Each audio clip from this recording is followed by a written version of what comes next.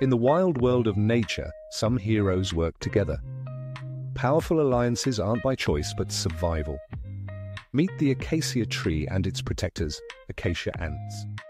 The tree provides ants with food and shelter, and in return ants patrol like soldiers. They attack any insect or animal that dares come close to the tree.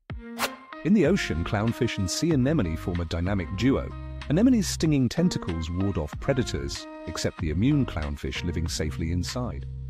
Clownfish brings food and cleans parasites for the anemone in exchange for shelter. It's teamwork beneath the waves, showing cooperation between different species.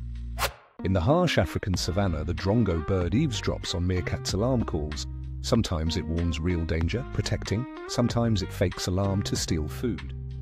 Nature's partnerships blur lines between teamwork and treachery, not superheroes, but symbiotic duos. Together they form unstoppable power plays forged for survival.